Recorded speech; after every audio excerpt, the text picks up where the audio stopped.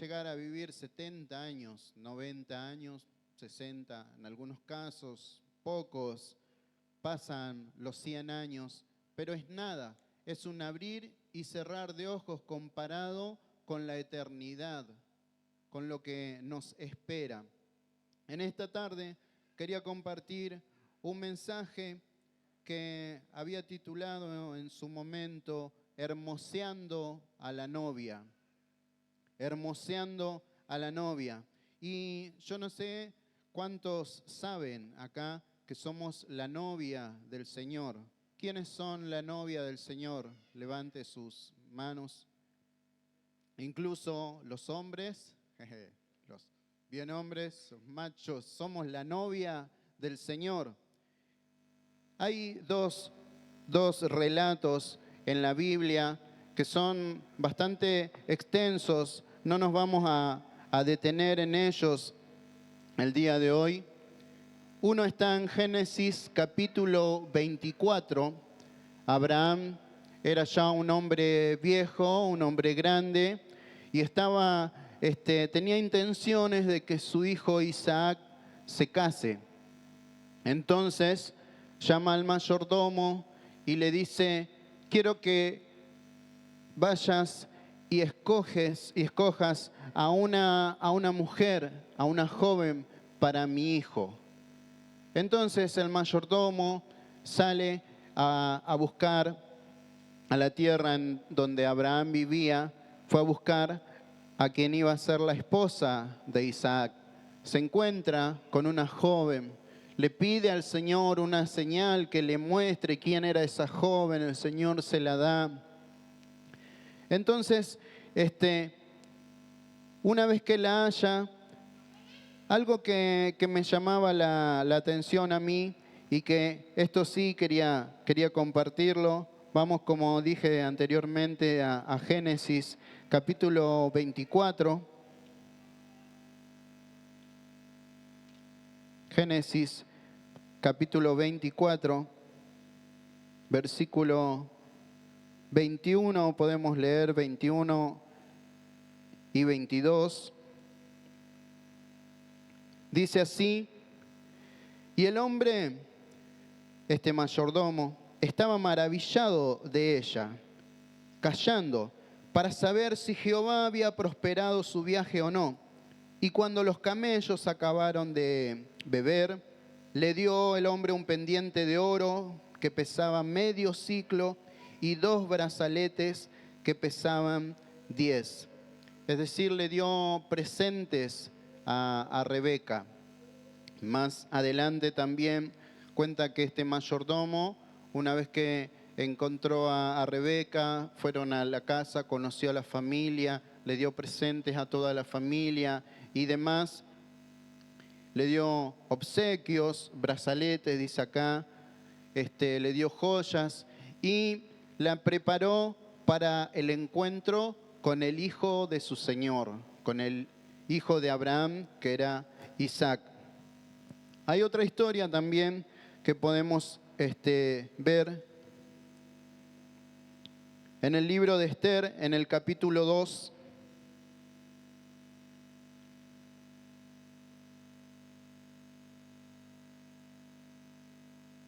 Había un rey muy importante llamado Asuero, que también estaba buscando una esposa. Y convocó a muchas jóvenes en ese tiempo. Rey Asuero, un rey pagano. Sin embargo, dentro de esas jóvenes doncellas que habían sido convocadas, estaba Esther. Dice la Biblia, cuenta que Esther era una joven huérfana a quien había criado su tío Mardoqueo. Y yo pensaba en estas dos jóvenes, quienes una vivía en el campo, trabajaba en el campo. El mayordomo la encuentra, le regala brazaletes, le regala joyas, le regala vestidos, la prepara para que se encuentre con Isaac. Esther, una joven huérfana que era criada por su tío Mardoqueo. Imaginemos cómo vivía en ese tiempo, cómo pensaba hoy, cómo la peinaría Mardoqueo para ir al jardín, por ejemplo. Me acuerdo de un tiempo que mi esposa trabajaba y yo tenía que prepararla a Sofía y llevarla al colegio. Y después cuando venía decía, no, mirá cómo fue en la escuela. Y sin embargo, esta Esther, que había crecido junto a su tío, la toma el eunuco del rey. Esther halló gracia delante de él. Y de todas las doncellas que había ahí, el eunuco, el que estaba encargado de presentársela al rey, dijo, con esta me voy a dedicar más tiempo. A esta sí la voy a preparar bien. Yo conozco los peinados que le gusta al rey. Yo sé el tipo de vestimenta que le gusta, los colores. A ella la voy a preparar de la mejor manera. Y terminó el rey escogiendo a Esther. Terminó Esther siendo la reina de ese tiempo, a pesar de, como había dicho antes, que era huérfana. Vemos un paralelismo de estas dos historias con nuestra vida. Nosotros estábamos en medio de este mundo de pecado. Estábamos en medio de este mundo de inmundicia. Sin embargo, el Señor nos tomó de allí. Quizá no éramos tenidos en cuenta por nadie, sin embargo el Señor se acordó de nosotros, el Señor se acercó a nosotros. Hay un rey en los cielos esperando que su Hijo Jesucristo se case con una novia que somos nosotros, como dijimos. Ahora, en esto me voy a detener en esta parte porque, como decía, el mensaje se llama Hermoseando a la novia. Me detuve un tiempo en estas dos historias. El mayordomo de Abraham que fue a buscar a Rebeca. También el eunuco Hegai se llamaba, el que preparó a Esther para casarse o para que Asuero la escoja, la elija como esposa y después casarse. Esa es la obra que hace el Espíritu Santo en nuestras vidas. En la primera historia, Isaac representa a Jesús. Jesús, el Hijo de Dios. Isaac era hijo de Abraham. Abraham le dice a su mayordomo que vaya y escoja a una persona para casarse con su hijo. Así el Espíritu Santo nos ayuda a nosotros a encontrarnos con nuestro Señor. Hegai era el eunuco, el servidor del rey, el que tenía que preparar a las doncellas, y a una de ellas el rey iba a elegir para casarse. Hegai representa también, es representación del Espíritu Santo que prepara nuestras vidas para nuestro encuentro con el Señor, para nuestras bodas con el Señor. Porque es verdad, el Señor salió a nuestro encuentro con su salvación, nos obsequió su salvación, nos presentó su salvación. Y es verdad, levantamos nuestras manos, somos la novia del Señor. Pero una cosa es ser la novia del Cordero y otra cosa es ser la esposa. Yo no sé cuántas personas ustedes conocen que ha tenido una novia, dos novias, tres novias, pero al fin de cuentas, una sola terminó siendo la esposa, una sola terminó siendo la escogida. Y esto es lo que produce el Espíritu Santo en nosotros. ¿Qué hubiese pasado si Rebeca hubiese dicho no al mayordomo? le hubiese dicho, no, la verdad es que no tengo interés en abandonar mi casa, este lugar donde me decís que tengo que ir a morar. ¿Quién es ese tal Abraham?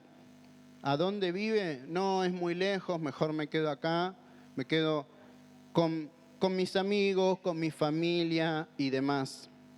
¿Qué hubiese pasado si Esther le hubiese dicho a Hegai, no, no voy a seguir tus indicaciones, tus sugerencias, te agradezco, yo me voy a preparar sola. Mi tío Mardoqueo me enseñó a mí cómo vestirme, cómo peinarme y demás, y yo me voy a preparar como Mardoqueo quiere, como a él le gusta.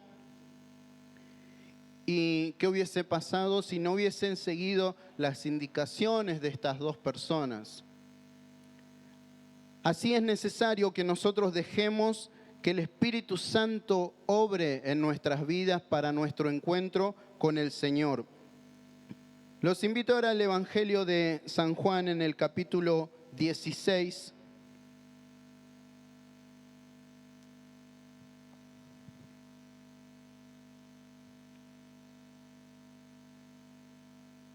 San Juan capítulo 16, versículo 7. Vamos a ver acá la tarea del Espíritu Santo en nuestras vidas. La número 1, convicción de pecado. Pero yo os digo la verdad, dice Jesús aquí, os conviene que yo me vaya, porque si no me fuese, el Consolador, el Espíritu Santo, no vendría a vosotros, mas si me fuere, os lo enviaré. Y cuando Él venga, convencerá al mundo de pecado, de justicia y de juicio. La primera obra del Espíritu Santo es convencer de pecado. Usted sabe que una de las cosas que hizo el eunuco Hegai con Esther para prepararla para su encuentro con el rey Asuero fue perfumarla, pero estuvo meses sumergida en perfume. Tal es así que seguramente cuando entraba Esther, Asuero percibía un perfume que era el que le gustaba. Imagínense, estuvo varios meses en perfume, ¿cómo se sentiría? Dice la palabra de Dios que nuestra adoración, nuestra alabanza, sube como un olor fragante ante el Señor. Ahora, ¿qué tipo de olor es el que despide nuestras vidas? ¿Qué tipo de olor es el que le está llegando al Señor?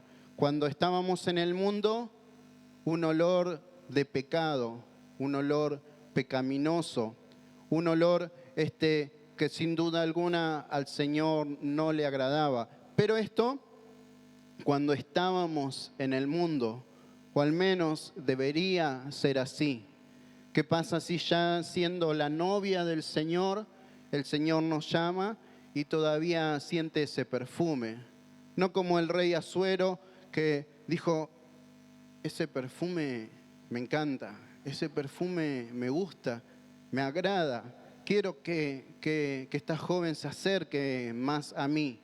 ¿Qué hubiese pasado si tenía un perfume desagradable? A ver, pase a verla esta joven Esther. No, sí, quédate ahí nomás. Sí, la que sigue. Que el Señor nos ayude, amén. Entonces, la primera tarea que hace el Espíritu Santo es convencernos de pecado.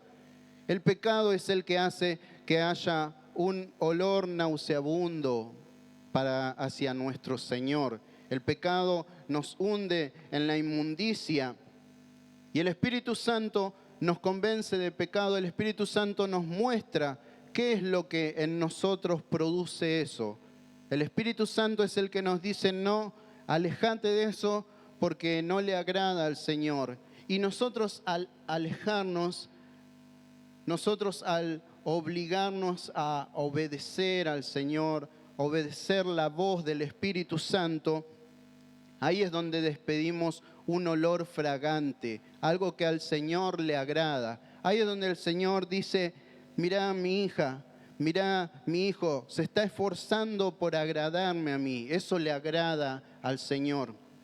Entonces la primera tarea del Espíritu Santo, traer convicción de pecado. Y dice más adelante,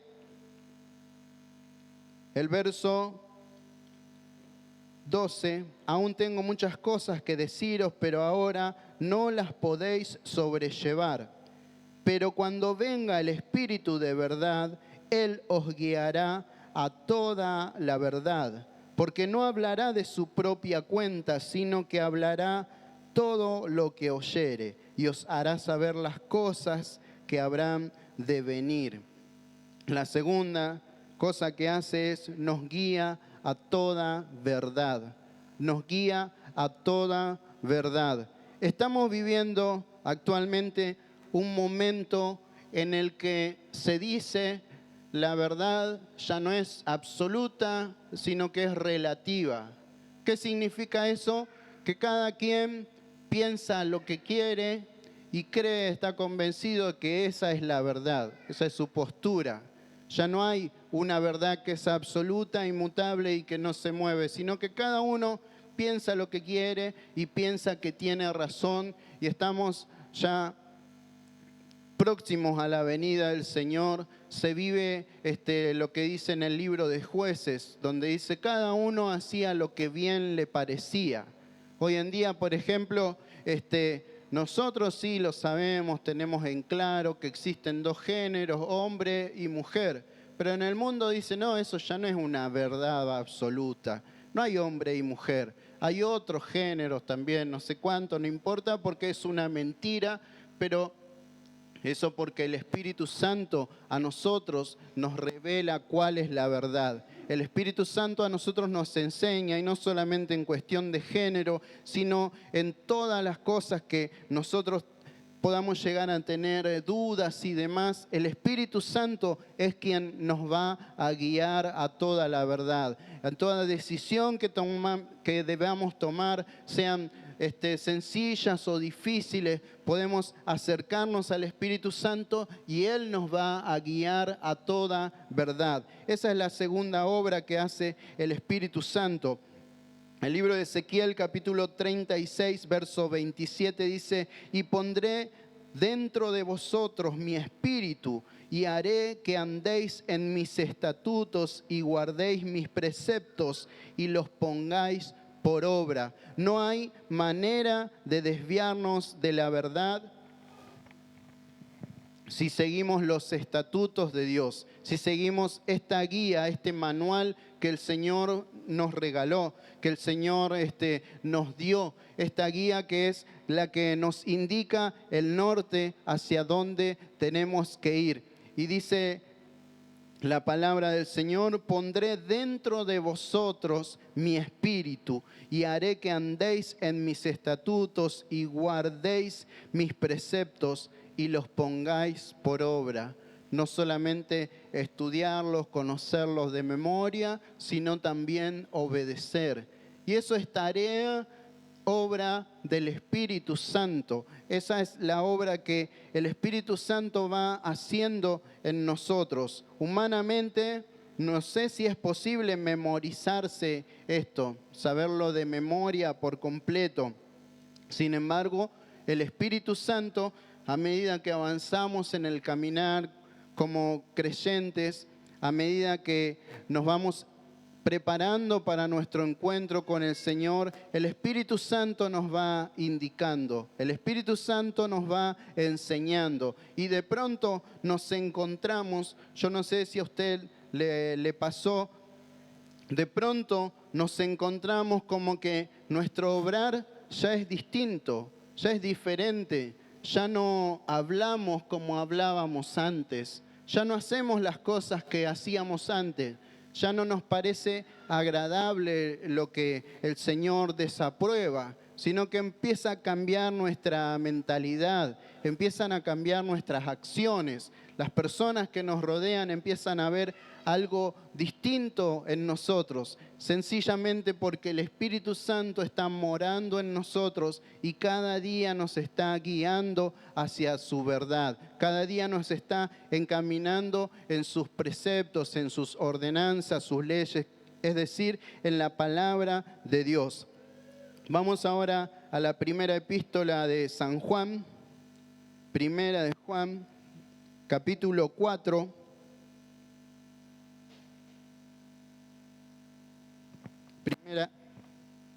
Primera de Juan 4, verso 13.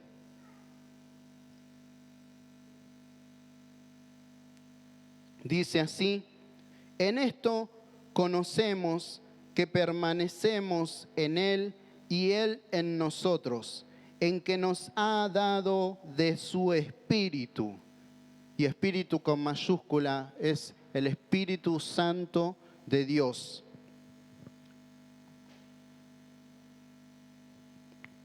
El Espíritu Santo es un sello que nos marca como hijos de Dios. Esta también es otra obra del Espíritu Santo, otro punto que indica que es el Espíritu Santo quien nos prepara como la novia para las bodas del Cordero. El Espíritu Santo es una marca, un sello en nosotros. No sé cuánto de ustedes ha participado en eventos, en lugares donde solamente se puede ingresar teniendo una pulsera. Entonces está en la puerta alguien o en el portón y le ponen, bueno, ya está. Y después, si por alguna razón la gente que está vigilando, cuidando, ven a alguien sin pulsera, ¿qué pasó con tu pulsera? No, se me cayó, se me perdió. A ver, mostrame el ticket de pago, lo que sea. Se descubre que se coló por algún lugar, que ingresó y no tenía que estar en ese lugar y automáticamente lo llevan a la puerta y le dicen, no, usted no pertenece acá. El Espíritu Santo sella nuestras vidas de esa manera. Dice, lo leemos nuevamente, en esto conocemos que permanecemos en Él y Él en nosotros, en que nos ha dado de su Espíritu. El Espíritu es quien nos indica que somos hijos de Dios, es quien testifica en nosotros y por nosotros que nosotros somos hijos de Dios realmente. Ahora, como dije anteriormente, una vez el Señor salió a nuestro encuentro, el Espíritu Santo nos trajo convicción de pecado. Nosotros dijimos, la verdad es que sí, yo necesito un Salvador, reconozco que soy pecador. Y el Espíritu Santo nos trajo esa convicción de pecado. Dijimos, sí, voy a ser creyente, voy a ser cristiano, voy a seguir en este camino. Pero, ¿qué va pasando a medida que pasa el tiempo? Se dice en general que uno se enfría o que uno se apaga, que ese fuego inicial se va apagando. Por eso creo que dice, en esto conocemos que permanecemos en Él. Es necesario que en el tiempo permanezca eso, que en el tiempo siga ardiendo el Espíritu Santo en nosotros. Y si sentimos que eso no está pasando, sentimos que ese fuego del inicio se fue apagando cada vez más. Es más, hasta puede ver alguno que dice, ya en mi caso se siente un humo nada más, ni siquiera hay un fuego, una llamarada, nada. Es importante, eso el Espíritu Santo mismo lo revela y te está diciendo acércate más al fuego de Dios, encendé más tu vida, porque es necesario que permanezcas. No alcanza solamente con que una vez hayas aceptado a Jesús como tu Salvador y digas, Jesús es mi Salvador, y cuando Él venga a buscar a su pueblo, cuando Él venga a buscar a su novia para esa gran boda, yo me voy a ir. Es necesario mantener el fuego del Espíritu Santo ardiendo. Y una vez que ese fuego arde en nosotros, ese Espíritu Santo arde en nosotros, es eso lo que nos hace decir, yo tengo el sello de hijo de Dios, el sello de hija de Dios. Yo tengo el sello de la novia del Señor. Tengo acá la marca, estoy invitado a las bodas del Cordero. Si hoy mismo se realizara, voy a ir a participar de las bodas del Cordero. Soy parte de la novia del Señor. Otra obra del Espíritu Santo, Salmo 143, versículo 10.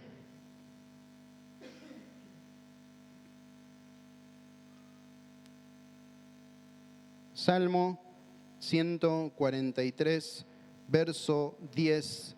Otra obra que hace el Espíritu Santo, dice, nos guía.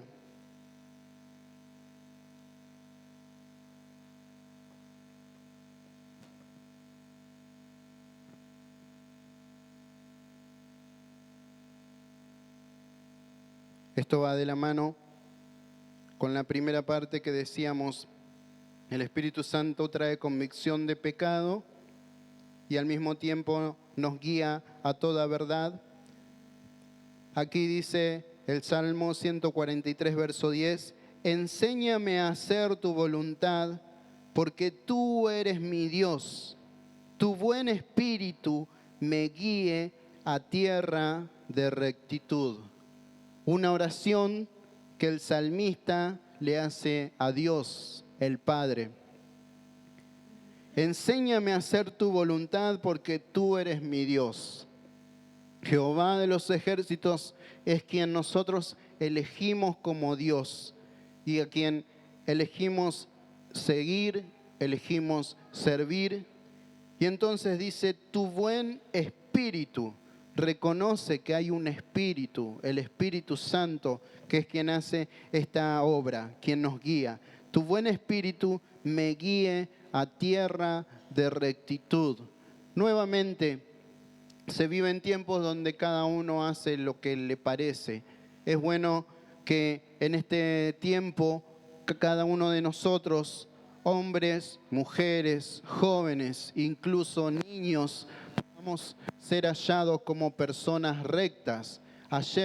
Anoche tuvimos una reunión de varones y el pastor que estaba de invitado, hablamos un poco acerca de esto, de varones de verdad. Decía varones porque éramos todos varones, pero lo mismo se aplica también a las mujeres, a las jovencitas, a los niños, que podamos ser hombres cristianos de verdad, que se guían, que van hacia la verdad, que tienen puestos los ojos en Jesús, en la verdad, que tienen puestos los ojos en la palabra del Señor, que buscan la guía del Espíritu Santo para dirigir sus pasos, que no se mueven por conveniencia, que no, siendo la novia del Señor, no están coqueteando un poco con el mundo, no están coqueteando un poco con los amigos, con los placeres de este mundo, sino que se manejan en rectitud.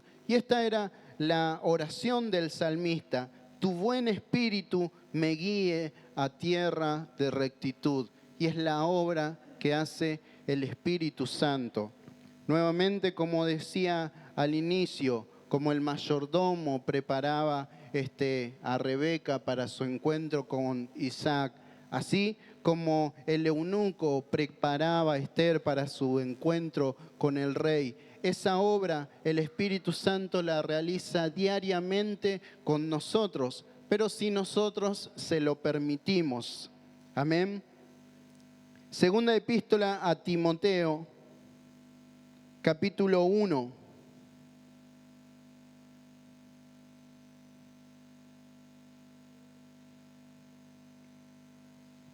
Segunda Timoteo, capítulo 1, versículo 7.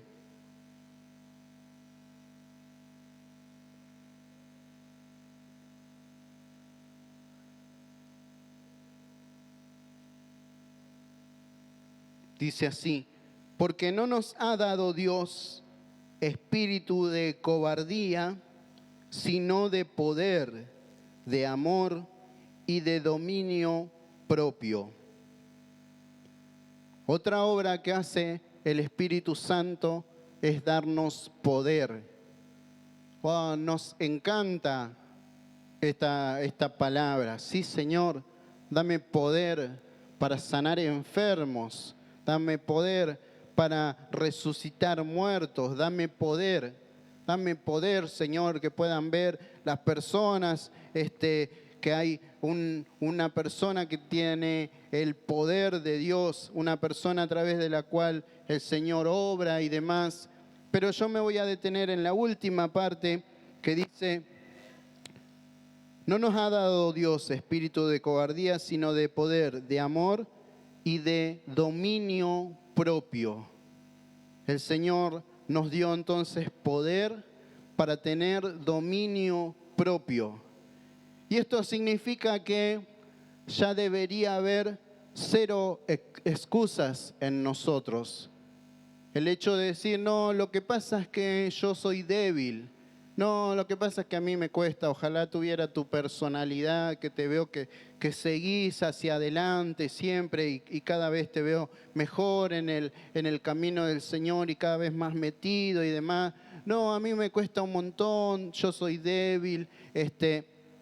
Por lo que dice aquí la palabra de Dios, el Señor nos da poder de dominio propio. El Señor nos da el poder para dominar nuestra carne, dominar nuestros impulsos, dominar eso que o nos hace pecar o eso que nos impide hacer las cosas que nosotros tenemos que hacer, que sabemos que tenemos que hacer. Servir al Señor, orar, leer la Biblia, ayunar, predicar en la plaza, como decía el hermano Luis. Eso no es un mandato de hombre nada más. No es algo que se le ocurrió a los pastores de este lugar, sino es un mandato del Señor llevar el Evangelio a toda criatura. Y somos muy buenos para poner excusas, como decía anteriormente. Somos muy buenos para decir, no, yo esto no, esto tal vez, aquello no, ni pensarlo, a mí me cuesta demasiado. Pero dice la palabra del Señor que Él nos dio de su Espíritu Santo y no nos dio un espíritu de cobardía, un espíritu para quedarnos ahí en el banco. Y bueno, yo soy un miembro más de la congregación, cuando puedo me congrego, cuando no puedo no, sino que el Señor nos dio poder de dominio propio, dominio sobre nuestra carne, dominio, como decía, sobre nuestros deseos, nuestros impulsos. No somos débiles, somos fuertes para vencer el sueño ese que nos impide orar, para vencer la tentación de seguir mirando series y otro capítulo y vencer eso, apagar el televisor y decir, no, ese tiempo lo voy a invertir en la Biblia. Tenemos ese poder. Por último, en el capítulo 8 de Romanos, versículo 13 y 14, dice: porque si vivís conforme a la carne, moriréis. Mas si por el Espíritu hacéis morir las obras de la carne, viviréis. Una palabra que nos prepara para el encuentro con nuestro Señor. Si vivimos conforme a la carne, moriremos. Nuevamente reitero, creo que esta es la tercera vez. Una vez aceptamos al Señor como nuestro Salvador, pero no es suficiente para ir al cielo. No es suficiente para participar de las bodas del Cordero. A medida que pasa el tiempo es necesario perseverar. Es necesario permitir que el Espíritu Santo obre en nosotros, que realice cada una de estas obras en nuestras vidas e incluso más. Anoche escuchaba algo que me tocaba profundamente, algo que lo escuchamos muchas veces. Sin embargo, pareciera que hay palabras que dan justo en el momento indicado.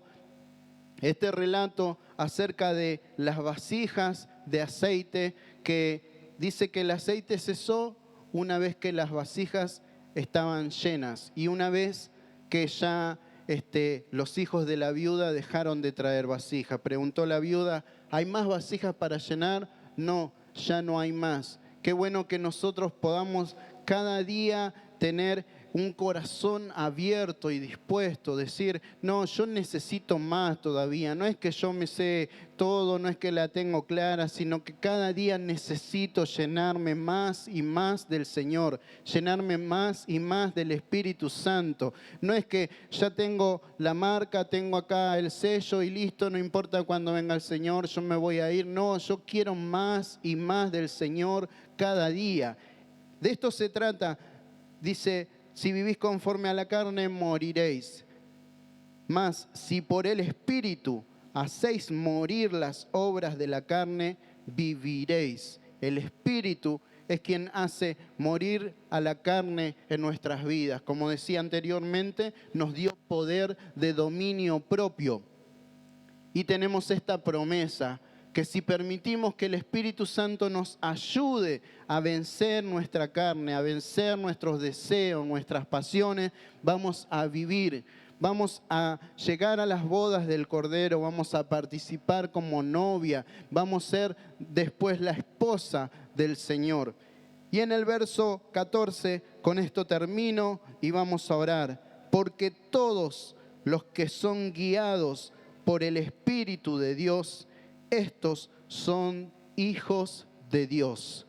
Todos los que son guiados por el Espíritu de Dios, estos son hijos de Dios. Y yo no sé cuántos hay acá que quieren ser guiados por el Espíritu de Dios. ¿Cuántos que han oído esta palabra y quieren decir, Señor, yo te doy gracias porque me escogiste como tu novia un día, pero quiero seguir siendo guiado por tu Espíritu? Quienes deseen pueden ponerse de pie y vamos a orar, a decirle, Señor, yo quiero que tu Espíritu Santo me ayude para mi encuentro con el Señor, para las bodas del Cordero.